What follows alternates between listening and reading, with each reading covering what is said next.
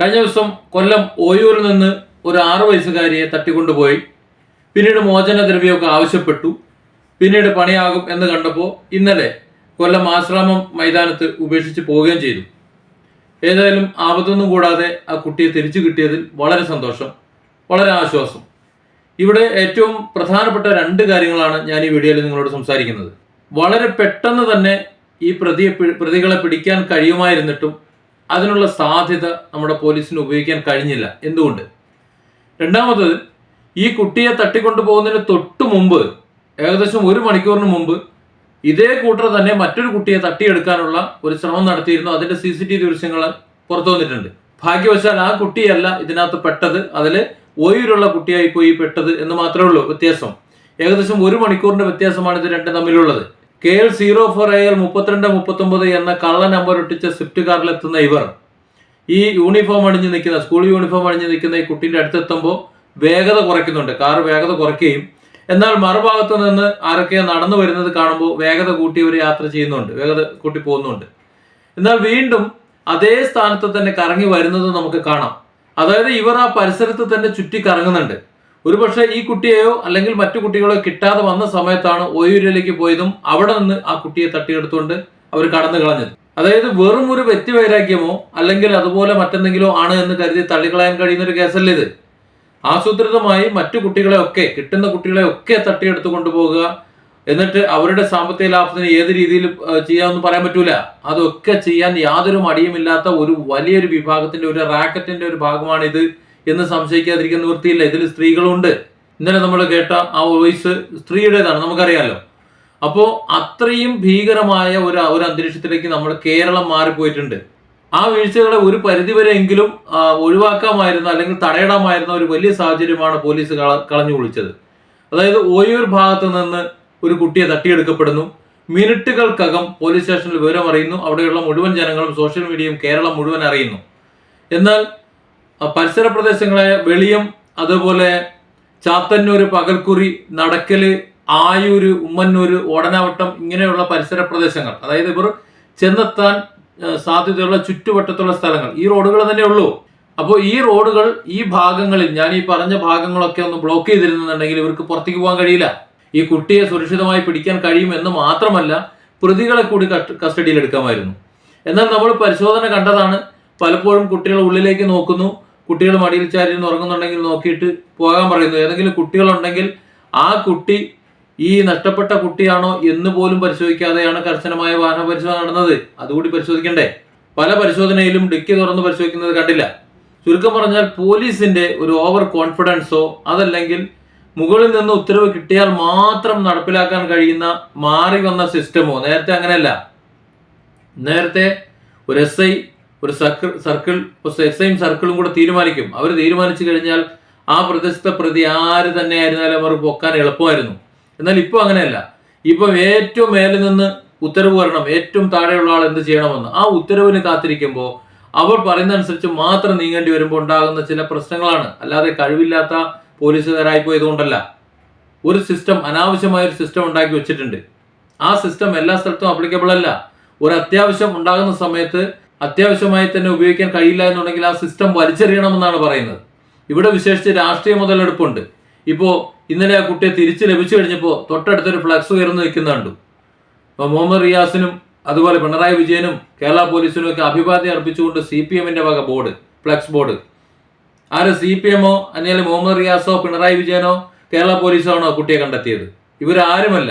പിന്നെ ഇതിന്റെ അവകാശവാദം ഉന്നയിച്ചുകൊണ്ട് എട്ടുകാലി മമ്മൂഞ്ഞ് പറയുന്നത് പോലെ അതും നമ്മൾ തന്നെ പറയേണ്ട ആവശ്യമുണ്ടോ?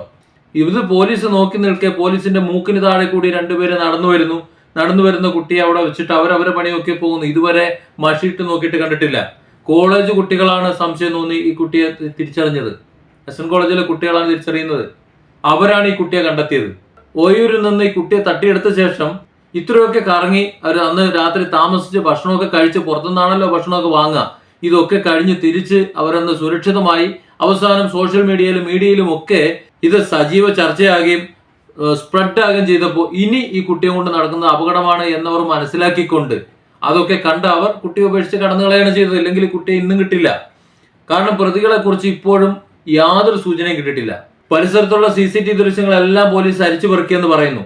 അങ്ങനെ ആയിരുന്നു എന്നുണ്ടെങ്കിൽ ഈ കുട്ടിയെ നഷ്ടപ്പെടുന്നതിന് 1 മണിക്കൂർ മുമ്പ് മറ്റൊരു കുട്ടിയെ തട്ടിയെടുക്കാൻ ശ്രമിച്ച ഈ ദൃശ്യം എന്തേ പോലീസ് കണ്ടില്ലേ? അപ്പൊ അങ്ങനെ വരുമ്പോൾ വ്യാപകമായ ഒരു അന്വേഷണം നടന്നിട്ടില്ല. വ്യാപകമായി അന്വേഷിക്കുന്നു എന്ന് പറയുമ്പോഴും അവരെ പിടിക്കാൻ കഴിയാത്തത് അത് ശരിയായ പരിശോധന നടന്നില്ല എന്നുള്ളതിന്റെ തെളിവാണ്. കാരണം ഈ പറഞ്ഞ വെളിയം, അതുപോലെ ചാത്തന്നൂർ, കല്ലുവാതുക്കൽ, പള്ളിക്കൽ, പോരയിടം, ചടയമംഗലം, ആയൂർ, ഇതാണ് ഇതിന്റെ ഒരു ചുറ്റുവളം. ഉമ്മന്നൂരും വരും ഇതിനകത്ത്, ഒടനവട്ടമൊക്കെ വരും. ഇതിന്റെ ഈ ഒരു ചുറ്റളവിന്റെ ഉള്ളിലാണ് ഈ ഓയൂർ എന്ന് പറയുന്ന പ്രദേശം. അപ്പോൾ സ്വാഭാവികമായും ഈ ഓയൂരിൽ നിന്ന് അവർക്ക് ആയൂരിലേക്ക് ചാടാൻ പറ്റും. അതുപോലെ അപ്പുറത്തേക്ക് പോയി കഴിഞ്ഞാൽ വർക്കലേക്ക് ഭാഗത്തേക്ക് പോകാൻ പറ്റും. അപ്പോൾ ഇതൊക്കെ പോകണമെന്നുണ്ടെങ്കിൽ ഈ സ്ഥലങ്ങൾ കവർ ചെയ്യാതെ പോകാൻ കഴിയില്ല.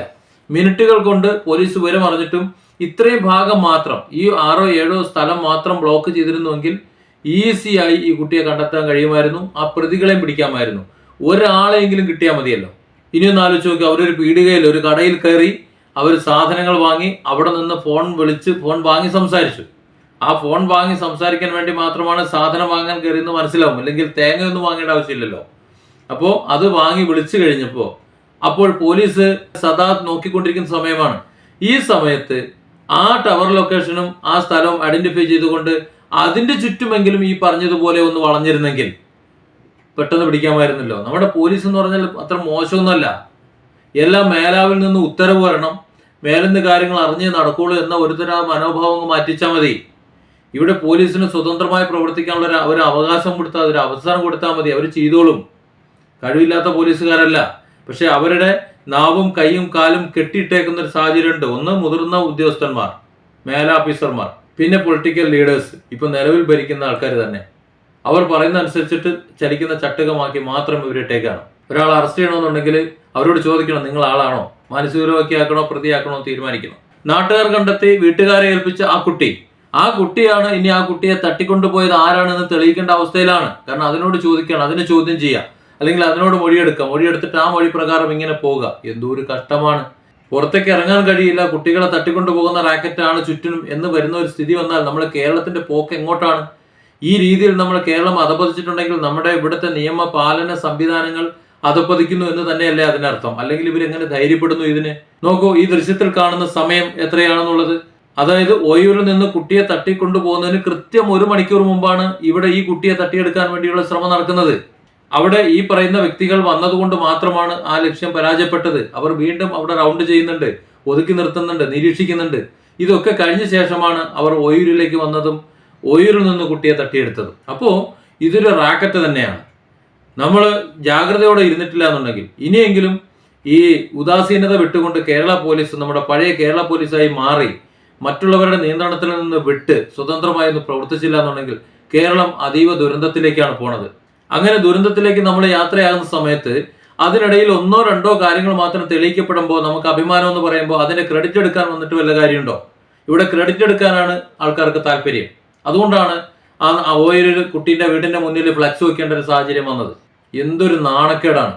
ഓയൂരിൽ നിന്ന് കുട്ടിയെ തട്ടിയെടുക്കുന്നതിന് മുമ്പ് മറ്റൊരു കുട്ടിയെ തട്ടിയെടുക്കാൻ ശ്രമിച്ചിരുന്നു എന്നത് ഒരു CCTV ദൃശ്യം മാത്രമാണ്. അപ്പൊ അത് മാത്രമായിരിക്കില്ല, മറ്റേതെല്ലാം സ്ഥലത്ത് ഈ രീതിയിൽ അവർ പരിശ്രമിച്ചിട്ടുണ്ടാകാം. അതുകൊണ്ട് വളരെ വ്യാപകമായ അന്വേഷണം വേണം. ഇത്തരത്തിലുള്ള ഒരാളെങ്കിലും കിട്ടിയാൽ സംസ്ഥാനത്ത് നിന്ന് അത്തരത്തെ മുഴുവൻ റാക്കറ്റുകളെയും തുടച്ചു നീക്കുന്ന സാഹചര്യം വേണം. അങ്ങനെ ആൾക്കാർ പിടിക്കപ്പെടുമ്പോൾ അവർ പിടിക്കപ്പെടുന്ന കൊടിയുടെ നിറം ചുവപ്പാണെന്നുണ്ടെങ്കിൽ അവിടെയും കണ്ണടയ്ക്കുന്ന ഒരു ശീലം ഉണ്ടാകരുത്. പോലീസ് എന്ന് പറയുന്ന വിഭാഗത്തിനെ സ്വതന്ത്രമായി അന്വേഷിക്കാൻ ഇനിയെങ്കിലും ഒന്ന് വിടണം. അത് പിണറായിന്റെ പിണിയാളുകളായി കൊണ്ടു നടക്കുന്ന ഒരു പരിപാടി ദയവായി അവസാനിപ്പിക്കണം.